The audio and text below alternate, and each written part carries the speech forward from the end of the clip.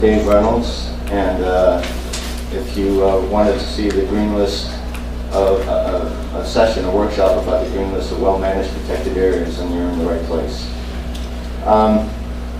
You'll be hearing a lot about this new initiative that is an initiative of IUCN, WCPA, where essentially we're looking at celebrating the success and encouraging the success of well-managed protected areas. What I wanted to do now is just let you know the format of the workshop. We really want your input into it, and since it's a new initiative, it's still being formed, and we want as much information and feedback from professionals such as yourselves. So at the end, we'll have a panel and we'll have a chance for interactive discussion. But to start off, just to give some context to the discussions, we'll have a series of speakers that will go on and talk about, the speakers will have, talk about different aspects of the green list to give you different perspectives. So I wanted to introduce our first speaker, who is Julia Miranda Londono. She is the General Director of the Parques Nacionales de Colombia, and also the IUCN Regional Chair for South America.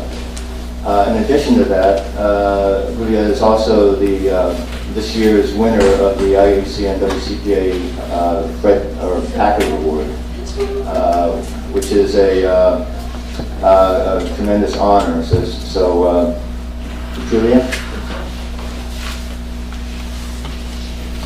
Thank you very much, David. Thank you so much.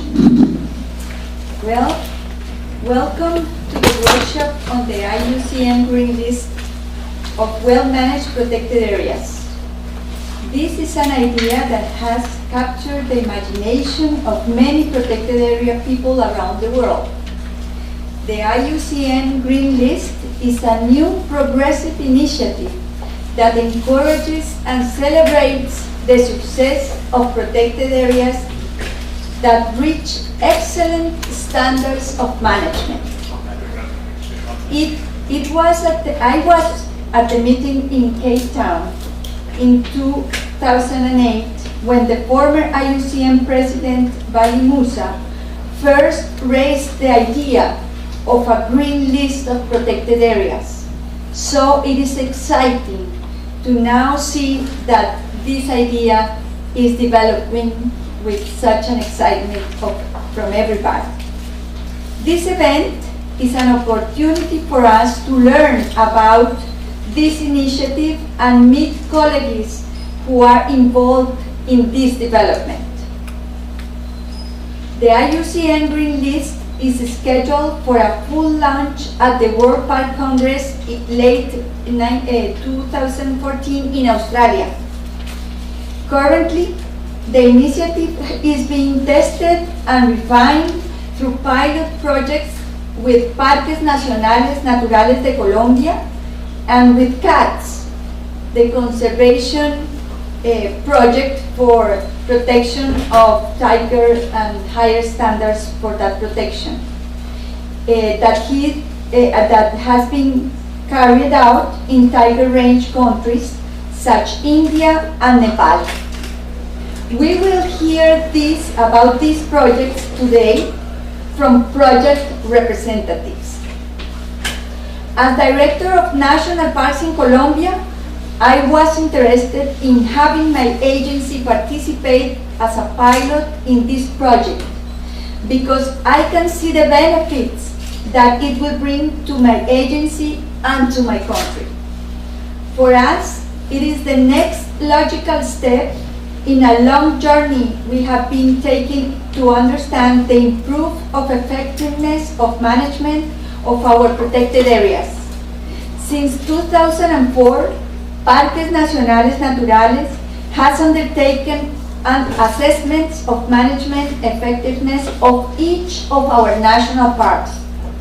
These assessments are undertaken every 3 years.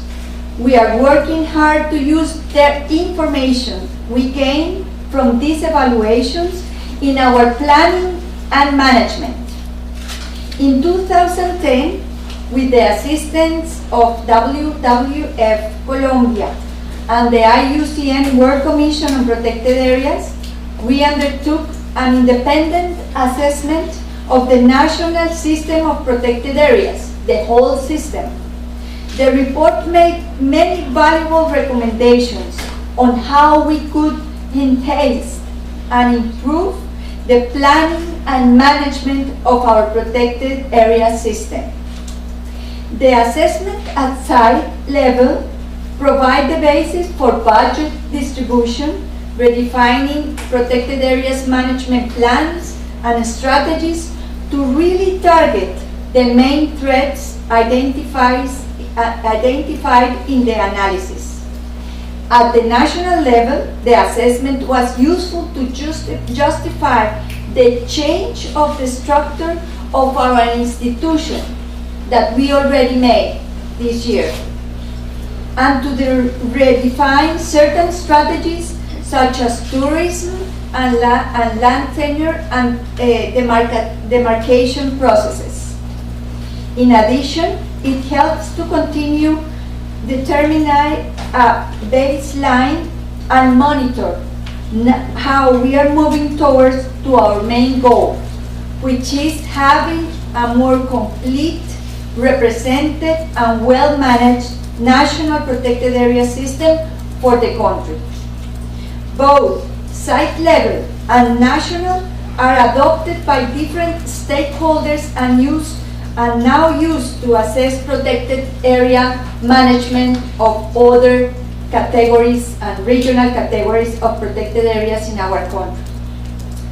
The concept of a green list, meaning defining standards for good management and then using these standards both as an aspirational target and as a means to recognize and acknowledge good management, is a logical addition to this work on improving management effectiveness of our parks. I recognize that not all of our parks are yet at this standard, but I have been impressed by the way in which the pilot study has been able to apply a draft global standards in the Colombian context, which is very particular, difficult, and we could do it. It is so important we have standards to move forward and promote more effective and innovative management. It is my pleasure to present and introduce Professor Mark Hawkins, Program Director of Environmental Management at the University of Queensland, Vice Chair for Science and Management with the IUCN World Commission on Protected Areas, and Senior Fellow at the UNEP World Conservation Monitoring Center. He is leading the development of the Green List for the World Commission on Protected Areas, and a person that has put all his energy in this. I feel very grateful with Mark, and for us has been, as I just said, the best opportunity to do the things much better every day. Thank you.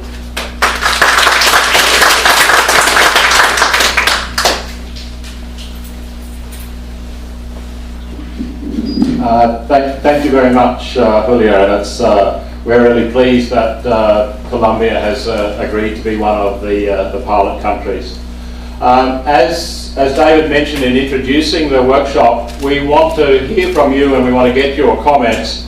And to help us do that, when we come to the final panel session, we're actually going to get your feedback via a little trick we now use in universities to get students to respond in lectures. So we're going to hand out these clickers to you. So just hang on to them until we get to the end of the initial presentations. And when we run the workshop, we have a series of questions. and we'll get you to respond by using the buttons on these clickers.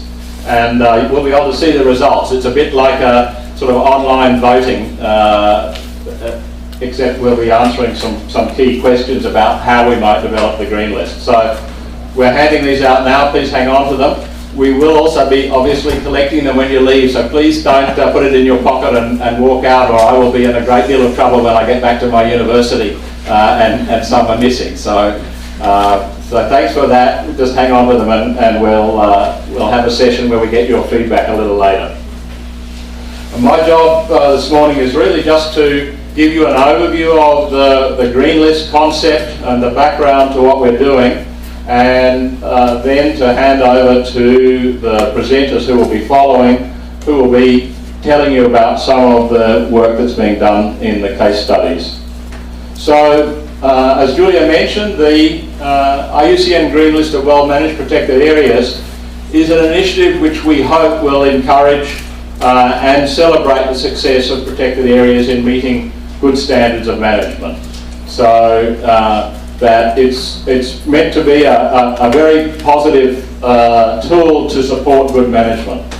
We've got lots of lists around the world: the Red List of Threatened Species, the UNESCO List of World Heritage in Danger, and so on. So these lists, which are essentially negative about sites or places or species that are in trouble, are intended and have a positive benefit. They're about alerting us to things that we need to pay attention to and improve.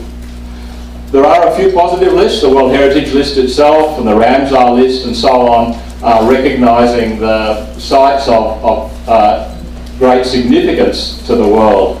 The intent of the Green List is that it's another positive list, but a list that doesn't depend on a site being of outstanding universal value. It's rather recognising sites that are very well managed and able to maintain the values and achieve their objectives. So I think the idea of lists is a very powerful one in conservation, but we need more positive lists that are encouraging and rewarding people.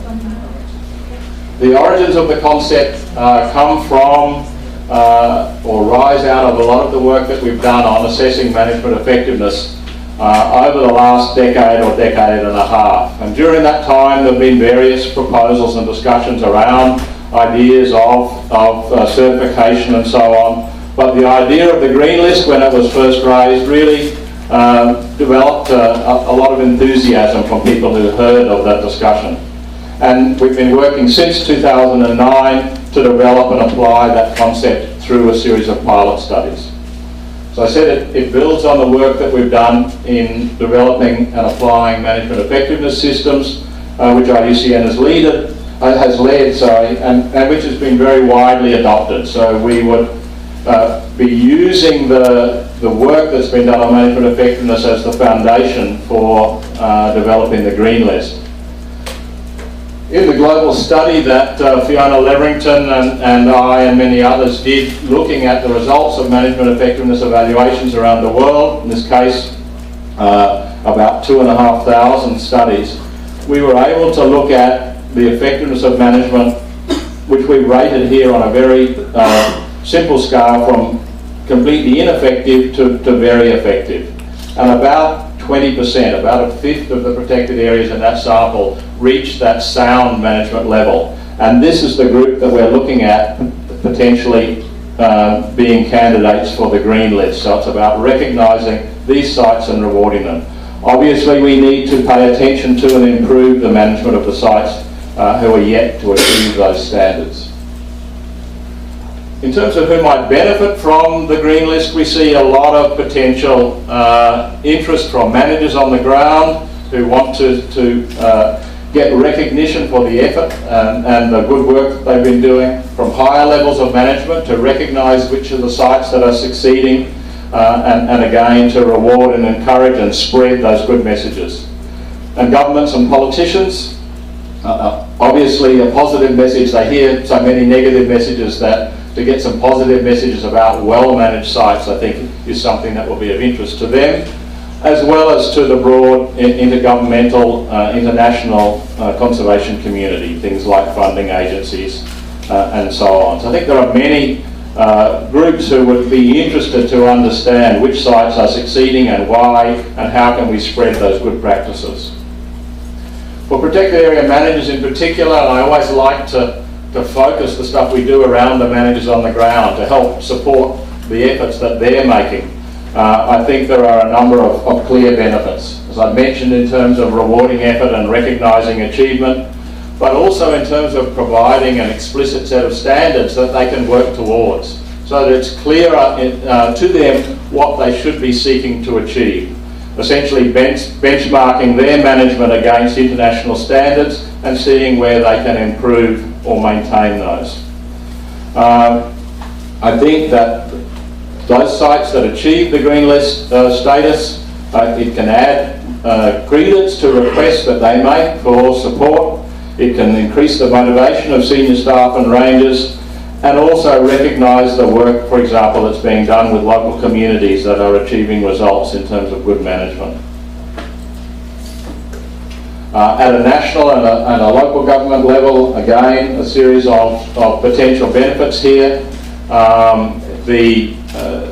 Particularly in terms of raising the profile for the agency and building public support. I think, certainly in my country, in Australia, we have seen in the last 12 to 18 months political swings which are really challenging national parks and protected areas in some of these jurisdictions, where governments are changing and are questioning the efforts that have been put into, or the value of protected areas. And what we need is an empowered and an encouraged community that will say to governments, yes, we do value these sites and we want them to be kept and supported.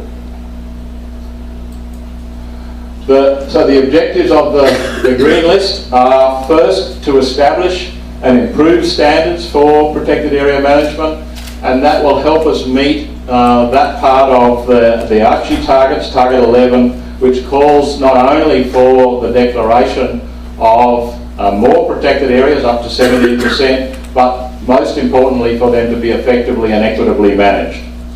As I mentioned before, to encourage, recognise and measure progress and celebrate success, and to share good practices. So these are, I think, complementary objectives of the Green List process. The principles that we have used in designing the Green List is, firstly, to try and keep it simple, so that there's not another request for managers to do more work again. So we're trying to minimise the impact that this would have on managers.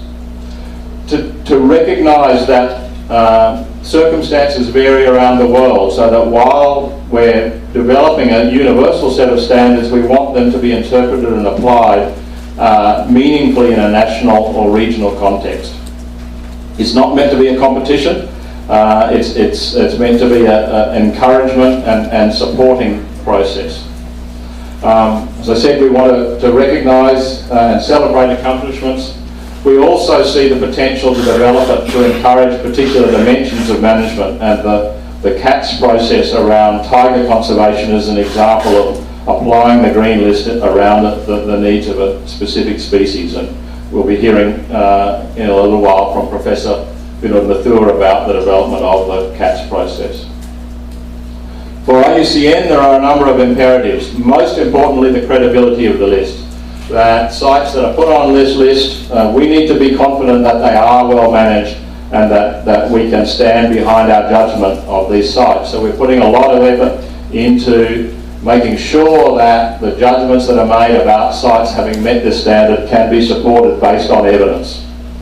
As I mentioned, the need for common international standards, but being able to interpret those at a regional and national level. The other thing we're saying is that to get onto the Green List, to be recognised, sites need to have sound management across all of the dimensions of management. So you can't be excellent at something and very poor at something else and get on the Green List. The idea is that we have a sound level of management across all of the dimensions, although you may excel at some areas. I'm just going to talk you very quickly through the Green List process as we've proposed it. So we, at first, at the global and the regional level, IUCN WCPA will be providing management and quality control for the process. So it will be working with the Commission and with IUCN Secretariat staff to manage the process and make sure that the quality of control for the judgments is consistent and credible. And to establish the standards framework, we have a draft of that, and there's a brochure here that sets out the broad criteria that we are going to use in the green list. And we'll also be putting this up online, and we will encourage feedback around these standards.